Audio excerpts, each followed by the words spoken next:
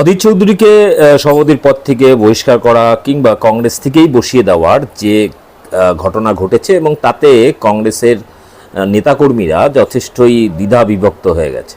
আগামী সভাপতি কে হবে, কেন্দ্রীয় কংগ্রেস কেন অধীর চৌধুরীকে সরিয়ে দিল, অধীর চৌধুরী কি বিজেপিতে চলে যাবে বা তৃণমূলে আসবে, কেন হঠাৎ করে কেন্দ্রীয় বিজেপি তাকে সরিয়ে দিয়েছে। ফলে এই নানা রকম বিষয় নিয়ে আমার একটি ভিডিও আপনারা দেখেছেন।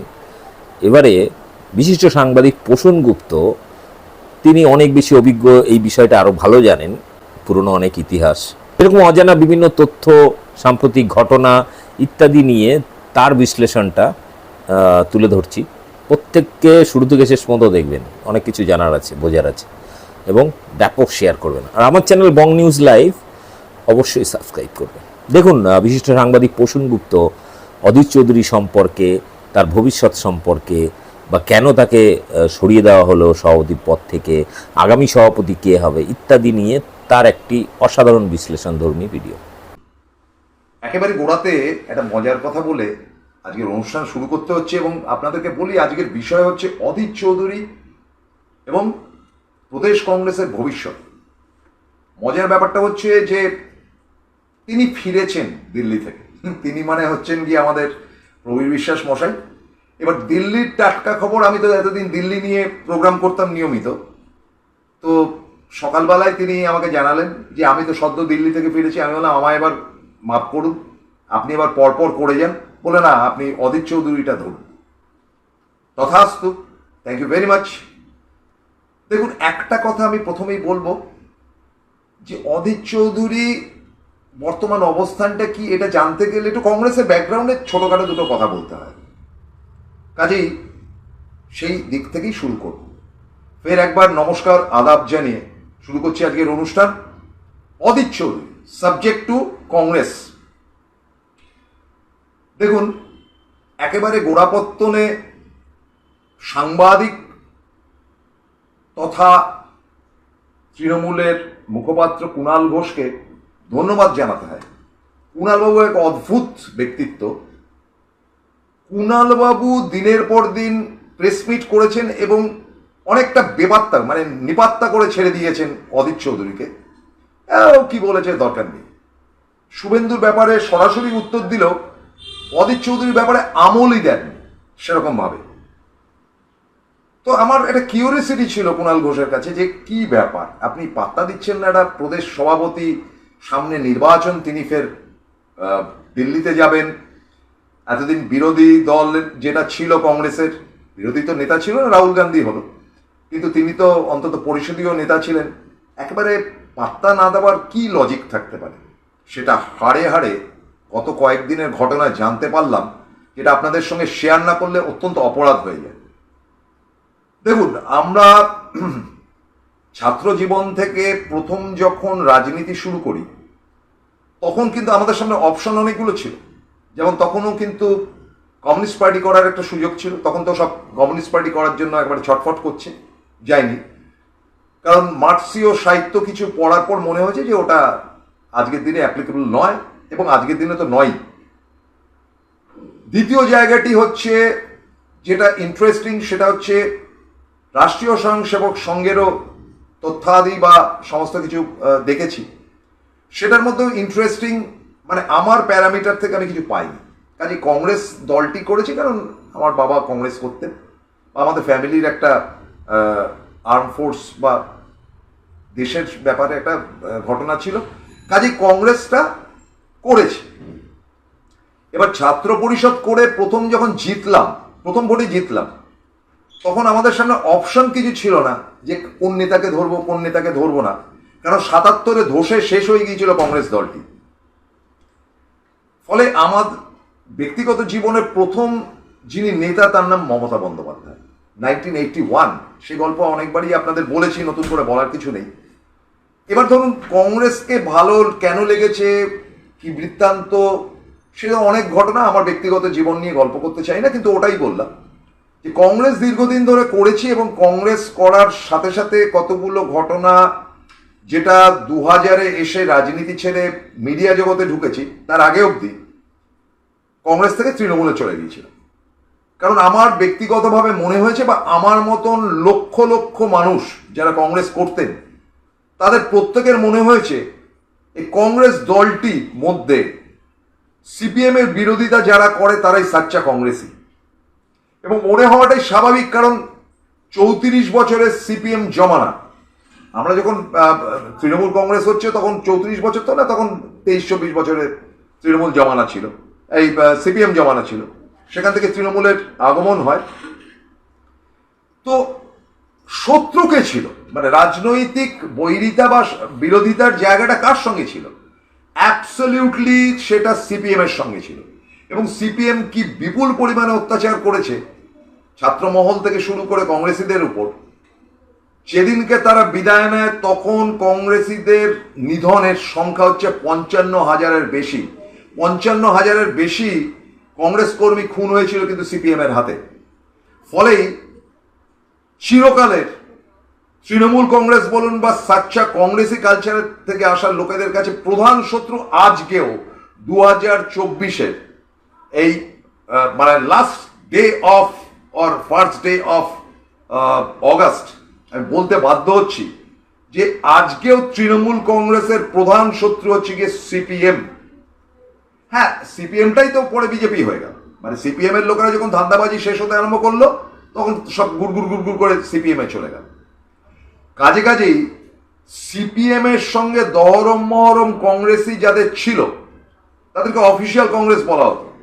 এবং আমি কাউকে খাটো করতে চাই না, আজকে তাদের অনেকেই প্রয়াত, অনেকেই সিপিএম এর সঙ্গে সখ্যতা করে চলেছে দিনের পর দিন। এবং তৃণমূলের মধ্যেও এখনো যারা যারা রয়েছেন তাদেরও কেউ কেউ সিপিএম এর সঙ্গে বেশ বন্ধুত্ব করেই চলতেন। তাহলে বিরোধিতাটা কে করবে? বিরোধিতার জায়গা থেকে একমাত্র মুখ ছিল মমতা ব্যানার্জি। কোনোদিন কম্প্রোমাইজ করেনি। তার মাথা ভেঙেছে, 93-তে এতগুলো লোকের মৃত্যু হয়েছে, আন্দোলনের পর আন্দোলনে তাকে চুলের মুঠি ধরে টেনে নামানো হয়েছে। তিনি একটি গরিব পরিবারের মেয়ে, সেখান থেকে একটা ঘরে 10 জন সুতো এরকম ধরনের একটি জায়গা থেকে তিনি উঠে এসেছেন, তিনি মুখ্যমন্ত্রী হয়েছেন। কিছুক্ষণ আগে এক ভদ্রমহিলার সঙ্গে গল্প হচ্ছিল, আমি বলেছিলাম যে এটাকে এক্সেপশনাল, ভারতবর্ষের কেন পৃথিবীতে এরকম ধরনের ঘটনা প্রায় পাওয়াই যায় না। ফলে তার প্রতি আমাদের আকর্ষণ থাকবেই, এবং সেই আকর্ষণ থেকে কংগ্রেস করেছে। এবং প্রত্যেকে যারা কংগ্রেস ছেড়ে তৃণমূল করেছে একই ব্যাপার। তো সেই কংগ্রেস যেটা ছিল অফিসিয়াল কংগ্রেস, সেই অফিসিয়াল কংগ্রেস দলটির মধ্যে যারা মধ্যমণি ছিলেন, যারা কাণ্ডারি ছিলেন, তারা হচ্ছেন কি সোমেন মিত্র অ্যান্ড ব্যাটালিয়ান্স। আপনাদেরকে বলি যে এই যে সোমেন মিত্র অ্যান্ড ব্যাটালিয়ান, তাদের উপর কিন্তু ঝড় ঝাপটা আঘাত জ্যোতিবাবুরা কোনোদিন করেনি। যত কিছু ঝড় ঝাপটা এসছে সেটা মমতার উপর। এবং একেবারে ঘোরতর সিপিএম বিরোধী হিসাবে যারা খ্যাত ছিলেন, মমতা বন্দ্যোপাধ্যায় 1 নম্বর থাকলে আর যারা যারা ছিলেন নামগুলো কয়েকটা বলি, সবার নাম বলা সম্ভব না। 1 নম্বর ছিল প্রিয়রঞ্জন দাশমুন্সী, আনকম্প্রোমাইজড। দ্বিতীয় নামটি হচ্ছে অজিত পাজা, চিরকাল সিপিএম এর বিরুদ্ধে লড়াই করে জিতেছেন, কিন্তু প্রথম দিকে তিনি সোমেনের দিকেই ছিলেন। অজিত পাজার বিভিন্ন মানুষ যদি এই অনুষ্ঠানটি দেখে থাকেন তাহলে দয়া করে কিছু মনে করবেন না, it's a part of my programme. এরপরে যার কথা বলতে হয় তিনি হচ্ছেন সৌগত রায়, আমাদের সুদীপ বন্দ্যোপাধ্যায়। এরা প্রত্যেকেই কিন্তু মানে ঘোরতর সিপিএম বিরোধী ছিল।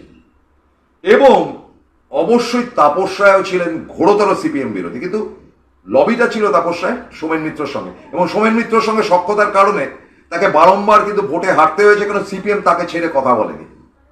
তাহলে লড়াইটা যদি ফ্যাক্ট আমাদের হয়ে থাকে সিপিএম এর বিরুদ্ধে, তাহলে আজ যখন দুটো ভাগে ভাগ হলো, আজ যারা কংগ্রেস করছেন তারা সিপিএম এর সঙ্গে হাত মেলান কোন লজ্জায়? এবং আরো একজন মানুষ ছিলেন যিনি ঘোরতর সিপিএম বিরোধী ছিলেন, আজকে তাকে নিয়ে ঘটনা। তিনি চিরকাল সিপিএম এর বিরুদ্ধে লড়াই করেছিলেন একটা সময়, মানে সিপিএম যখন ক্ষমতায় ছিল। তার নাম অদিত চৌধুরী। তিনি পাল্টে গেলেন কি করে? তাকে তো মানে নিশ্চিন্তে বলতে পারি যে বিমান বোস, অনিল বিশ্বাস স্পেশালি, তাকে তো হাজতে ঢুকিয়ে দিয়েছিলেন। তিনি তো জেল খেটেছেন এবং বিধায়ক হিসাবে জেল খেটেছেন, তারপরে তো পরে লোকসভায় আসেন। তিনি অধীরদা ভুলে গেলেন সেই সব ঘটনা? তিনি কি করে 2016-তে সিপিএম এর সঙ্গে হাত মেলালেন? শুধু 2016 নয়, 2016-র পর 2021-এ মেলালেন, এবং বিগত লোকসভাতেও তিনি সিপিএম এর সঙ্গে হাত মেলালেন। হ্যাঁ, ডেফিনিট করে বিজেপির মতন, বর্তমানে মোদির বিজেপি তো একটা আনকালচার্ড দল, ছেড়ে দিন, সেটা জ্যোতিবাবুর বক্তব্য, সেটা আমারও বক্তব্য, বোগাস। সেই দলের সঙ্গে ওঠা পড়া তো দূরস্থান, তাদের সঙ্গে কথা বলবার আগ্রহ পর্যন্ত আমার নেই।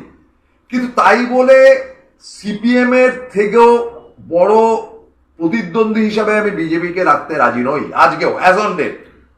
সিপিএম যে ক্ষতি করে দিয়ে গেছে আমাদের জীবনে, আজকে তো বার্ধক্য এসে গেছে, কিন্তু আমাদের চলার পথে অনেক দূর যেতে পারতাম যদি সিপিএম রাজ না থাকতো। যে যোগ্যতা ছিল বা যে যুক্তি ছিল, পাইনি। শুধু সিপিএম এর কমরেডরাই পেয়েছে। রাগ থাকবে না আমাদের? ক্রোধ থাকবে না আমাদের? তো এবার বলি যে অধীর চৌধুরী কিন্তু সিপিএম বিরোধী ছিলেন, কিন্তু তিনি মমতা বিরোধী ছিলেন তার থেকেও বেশি। তিনি 2011-তে যখন কংগ্রেস এবং তৃণমূল একসাথে গভর্নমেন্ট করলো, তখন সরাসরি প্রশ্ন করা হয়েছিল, তখন বোধহয় মানস ভুঁইয়া প্রেসিডেন্ট ছিলেন, যে তোমাদের তরফ থেকে 4-5 জন মন্ত্রীকে পাঠাও। তখন অধীর চৌধুরীর ইচ্ছে অনুযায়ী যারা একটুখানি মমতার দিকে ঝোঁকা যে চরিত্রগুলো ছিল, দেবপ্রসাদ রায় বা মিঠুদা, তাদেরকে বাদ দিয়ে এমন কয়েকজনকে মন্ত্রিত্বে পাঠানো হলো যারা ঘোরতর সোমেন মিত্রের ঘনিষ্ঠ ছিল এবং যারা সিপিএম ঘনিষ্ঠও ছিল। বলতে বাধ্য হচ্ছে, I am very sorry to say, যেটা ফ্যাক্ট সেটা ফ্যাক্ট বলবই। তো সেই অধীর চৌধুরী পরবর্তী অধ্যায়ে একেবারে গলায় গলায় ভাবলো, এবং এখানে আমি কংগ্রেসদেরকে অত্যন্ত দৃঢ় ভাষা, আজকেও যারা কংগ্রেস করেন কি মনে করলেন আই ডোন্ট কেয়ার, আপনারা কি করে সিপিএম এর সঙ্গে হাত মেলালেন? যে সিপিএম এর হাতে 55,000 লোক খুন হয়েছে, যে সিপিএম এর জমানায় একেবারে গুলি চলেছে, যে সিপিএম এর আমলে আমরা কিচ্ছু করতে পারিনি, আমাদের কোন ঠাসা করে দেওয়া হয়েছে, বুথের পর বুথ দখল করা হয়েছে। ডেফিনেট করেই বিজেপি আজকে প্রধান প্রতিপক্ষ, কিন্তু বিজেপির ক্ষমতা ছিল না তৃণমূলের সঙ্গে লড়াই করার, যদি না সিপিএম এর এই আবর্জনাগুলো বিজেপিতে গিয়ে ভিড়ত। দলটা ক্ষয়ে আজকে এই অবস্থায় গেছে। I don't mind, CPM is not suppose to my programme today, কিন্তু অধীর চৌধুরী সিপিএম এর সঙ্গে হাত মিলিয়ে পক্ষান্তরে কংগ্রেস দলটিকেই শেষ করে দিলেন। কারণ সিপিএম এর সঙ্গে যারা হাত মিলিয়েছে তারা শেষ হয়ে গেছে সারা ভারতবর্ষে, তাই তথ্য। এবং এই যে রাহুল গান্ধী সিপিএম এর সঙ্গে কোথাও কোথাও হাত মিলিয়েছেন ঠিকই, কিন্তু ওয়াইনাড থেকে শুরু করে বিভিন্ন জায়গায় রাহুলকেও গালাগাল দিতে হয়েছে সিপিএমকে বা বামেদের। তো সেইখান থেকে বক্তব্য খুব সুস্পষ্ট যে আজকে অধীর চৌধুরী বারবার করে সিপিএম এর সঙ্গে হাত মিলিয়েছিল, এবং মমতা বন্দ্যোপাধ্যায় যখন ইন্ডিয়া জোটটি তৈরি করেন সেই সময়টা অধীর চৌধুরীর কাছ থেকে জিজ্ঞেস করা হয়েছিল যে তুমি কি করতে চাও। অধীর চৌধুরী পরিষ্কার বলেছিলেন মমতার সঙ্গে কোনো কম্প্রোমাইজ নেই, আমরা সিপিএম এর সঙ্গে হাত মিলিয়ে চলবো। অধীর চৌধুরী বলেছিলেন যে আপনারা ইন্ডিয়া জোট করছেন করুন, আমার কোনো সাপোর্ট নেই। যেটা ফ্যাক্ট, যেটা জানেন না আপনাদের বলছি, ভেরি রিসেন্ট 4-5 মাসের ঘটনা বলছি। অধীর বলেছিল যে মমতার সঙ্গে আপনারা হাত মেলাচ্ছেন মেলান, কিন্তু আমি হাত মেলাবো না, আমি তাহলে দরকার হলে আলাদা দল করে, নইলে নির্দল হিসেবে ভোটে দাঁড়িয়ে আমি জিতে আসব। তখন কংগ্রেস কিন্তু মেনে নিয়েছিল তার কথা। তার কারণটা অধীরের উপর ভরসা ছিল কংগ্রেসের। এই ভরসার জায়গা থেকে অধীরকে স্পেস দেওয়া হয়েছিল, কিন্তু পপাত ধরণী তল অধীর হেরে গেলেন এবার, এবং হেরে যাওয়ার পর প্রায় দিকশূন্য হয়ে পড়লেন। এইবারে গল্পটা আমি শুরু করছি। আজ থেকে দিন 7 আগে বা 5-6 দিন আগে অধীর চৌধুরী দিল্লিতে গিয়েছিলেন। তিনি নিজেও ইচ্ছায় গিয়েছিলেন নাকি তাকে দেখা করতে বলা হয়েছিল, এই নিয়ে কনফিউশন থাকতেই পারে। কিন্তু একটি কথা আপনাদেরকে বলে দিই যে অধীর চৌধুরীকে বলা হয়েছিল যে পারলে দিল্লি এসো, পারলে। অধীর তুমি ছাড়া আমরা অচল, এটা একসময় বলা হতো, কিন্তু এবারে তিনি হেরে যাওয়ার পর তাকে পাত্তা দেওয়া হয়নি। পার্ট নাম্বার 2, এটা আপনাদের প্রথম বলছি, লাস্ট 5-6 দিনের ঘটনা বলছি। পার্ট নাম্বার 2, রাহুল গান্ধীর অত্যন্ত ঘনিষ্ঠ যে 2 নেতা, তাদের একজন হচ্ছে জয়রাম রমেশ এবং আরেকজন অবশ্যই খার্গে সাহেব, এবং তার সঙ্গে তো আরো বিভিন্ন বেণুগোপাল ইত্যাদি ইত্যাদিরা রয়েছেন যারা রাহুলের চারিপাশে থাকেন, এই খার্গে সাহেব এবং বেণুগোপাল রাহুলকে এটা কনভিন্স করাতে পেরেছে যে মমতার সঙ্গে দুশ্মনী করাটা একদম উচিত হবে না এবং মমতাকে আমাদের চাই। সে একটা ফেস এবং একমাত্র মহিলা মুখ্যমন্ত্রী তো বটেই এবং মহিলা লিডারও বটে ইন্ডিয়া জোটে। একই কথা কিন্তু শোনা গেছে বারবার করে সোনিয়া গান্ধীর মুখে। রাহুল গান্ধীও কনভিন্স রয়েছে এবং আপনাদেরকে বলি যে এই মুহূর্তে অভিষেক বন্দ্যোপাধ্যায়ের কড়া নির্দেশিকা রয়েছে যে কংগ্রেসের বিরুদ্ধে কোনো উল্টোপাল্টা কথা বলা যাবে না, কংগ্রেসকে গালিগালাজ করা যাবে না। তবু মমতা বন্দ্যোপাধ্যায় খানিকটা সমালোচনা করেন প্রদেশ কংগ্রেসের, মানে রাজ্য কংগ্রেসের, কিন্তু আপনারা দেখবেন যে অভিষেক বন্দ্যোপাধ্যায়ের মুখে কিন্তু কংগ্রেসের বিরোধিতা নেই এবং কুণালকেও দেখবেন, কুণাল ঘোষও কিন্তু কেন্দ্রের কংগ্রেসের বিরুদ্ধে কথা বলছেন না, কোথাও একটা আন্ডারস্ট্যান্ডিংলি কিন্তু তারা চলছেন, কারণ ইন্ডিয়া জোটের কম্পালশন সেটাই। এবার অধীর আচমকা গিয়েই 5 দিন আগে আরো বিপদে ফেললেন, কারণ কংগ্রেসের একটা নিয়ম আছে যে প্রেসিডেন্ট বদল হলে, মানে নতুন প্রেসিডেন্ট খার্গে হয়েছেন, যে মুহূর্তে প্রেসিডেন্ট বদল হলো, মানে সোনিয়া গান্ধীর হাত থেকে টোটালটাই খার্গের হাতে গেল, সেই মুহূর্তে ভারতবর্ষে যতগুলো দপ্তরের যতগুলো প্রেসিডেন্ট আছে প্রত্যেকের পদ অটোমেটিক্যালি চলে গেল। এটা বিজেপির মধ্যেও এই নিয়ম আছে। কাজেই অধীর কার্যকরী সভাপতি হিসাবে রয়ে গেলেন, মানে রাজ্যের সভাপতি টেম্পোরারি। এই টেম্পোরারি শব্দ হচ্ছে বোধহয় কোথাও একটা, সরি, টেম্পোরারি সভাপতি হিসাবে তিনি কিন্তু কাজ চালাতে আরম্ভ করলেন। অধীর তাতে কিন্তু বেশ খানিকটা অপমানিত হলেন এবং আজকে যখন তিনি দিল্লি গেলেন দিন 5 আগে, তাকে পাত্তা দেওয়া হলো না। একদম ভেতরের কথা বলছি, আপনার দরকার অধীর চৌধুরীকে জিজ্ঞেস করবেন, আমার সোর্স আমাকে বলেছে পাত্তা দেওয়া হয়নি। তিনি বহুভাবে চেষ্টা চরিত্র করেছেন। খার্গে পরিষ্কার বলেছে যে আমাদের আর অধীরকে দরকার নেই, ভেতরের খবর বলছি, বেণুগোপাল বলেছে অধীরকে আমার দরকার নেই। এবং মমতা বন্দ্যোপাধ্যায় যে নীতি আয়োগের মিটিংটা করতে গেছেন সেটা কংগ্রেসের কেউ যায়নি, আবদলের কেউ যায়নি, বা যারা আজকে ইন্ডিয়া জোটে আছে তাদের কেউ যায়নি, কিন্তু প্রত্যেকে জানতো যে মমতা বন্দ্যোপাধ্যায় যাবেন মিটিংটাতে এবং মমতা বন্দ্যোপাধ্যায় নিজেও জানেন যে তিনি মিটিংয়ে গিয়ে ইনসাল্টেড হবেন আলটিমেটলি, কিন্তু তিনি খবর হয়ে গেলেন এবং খবর হয়ে যাওয়াটা অ্যাপ্রিসিয়েবল এবং ইন্ডিয়া জোটের মানুষ প্রত্যেকে মমতার পাশে গিয়ে দাঁড়ালেন এবং জয়রাম রমেশ বলেছেন যে এটা অত্যন্ত অন্যায় হয়েছে। স্টালিন বলেছে যে মমতাকে খাটো করা, দিদিকে খাটো করাটা অত্যন্ত নিন্দনীয়। প্রত্যেকটা দল মমতার পাশে দাঁড়িয়েছেন। তার মানেটা হচ্ছে আপনাদেরকে বলি যে মমতা বন্দ্যোপাধ্যায়, পত্রপত্রিকা কি বলছে গুলি মারুন, মমতা বন্দ্যোপাধ্যায় যে দিল্লিতে যাবেন এবং নীতি আয়োগের মিটিং অ্যাটেন্ড করবেন এবং মিটিং থেকে বেরিয়ে আসবেন যদি ন্যূনতম তাকে সম্মান না জানানো হয়, সেটা কিন্তু ইন্ডিয়া জোটের প্রত্যেকে জানতো, বলে দিলাম আপনাদের। এবং মমতা জানতেন যে তাকে যদি মিনিমাম অসম্মান করা হবে তিনি বেরিয়ে আসবেন। আপনারা যদি বলেন যে এটা তো রাজনৈতিক চালাকি, তো চালাকি। এটা নিয়ে অধীর চৌধুরী বলছেন কোন নির্লজ্জ ভাবে তিনি গেলেন, বা এটা নিয়ে সিপিএম এর থেকে বলা হচ্ছে তো নিজেদের মধ্যে গড়াপ রয়েছে বলে তিনি যাচ্ছেন এই নীতি আয়োগ। তো আপনারা ক্রমাগত অত ফটর করছেন কেন? আপনাদের মাথার উপর ইন্ডিয়া জোটের যে রয়েছে বা আজকে বিরোধিতার জায়গায় বিরোধী নেতা রয়েছে তিনি তো কিছু বলছেন না। ফলে অধীরের উপর ইদানিং কংগ্রেস, দিল্লি কিন্তু ভয়ঙ্কর বিরক্ত এবং তারা মনে প্রাণে চায় যে অধীর বিদায় হোক। এবং নতুন সভাপতির জায়গায় বলি যে সম্প্রতি একটি মিটিং এর মধ্যে অধীরকে ডাকা হয়েছিল, সেখানে রাহুল ছিলেন না এবং তিনি ঢোকার আগে কিন্তু বলা হয়েছিল যে আমাদের প্রাক্তন রাজ্য সভাপতি অধীর চৌধুরী উপস্থিত হয়েছেন, যেটা শুনে কিন্তু ভয়ঙ্কর রকম অপমানিত বোধ করেছেন অধীর চৌধুরী। কাজেই অধীর চৌধুরী তখনই মনে প্রাণে ঠিক করেছেন নো মোর, এবং তিনি রাহুল গান্ধীর দিনের পর দিন অ্যাপয়েন্টমেন্ট চাওয়া সত্ত্বেও রাহুল গান্ধীর অ্যাপয়েন্টমেন্ট তিনি কিন্তু পাননি এবং রাহুল গান্ধীর অ্যাপয়েন্টমেন্ট না পেয়ে অবশেষে তিনি কলকাতায় ফিরে এসছেন এবং রাহুল তার সঙ্গে দেখা করবেন না, কারণ রাহুলের কাছে মমতা অনেক বেশি প্রয়োজনীয় এবং নতুন যে সভাপতি হন না কেন তার কাছে কড়া ইনস্ট্রাকশন রয়েছে যে মমতার সঙ্গে কোনো রকম দুশ্মনী করা চলবে না।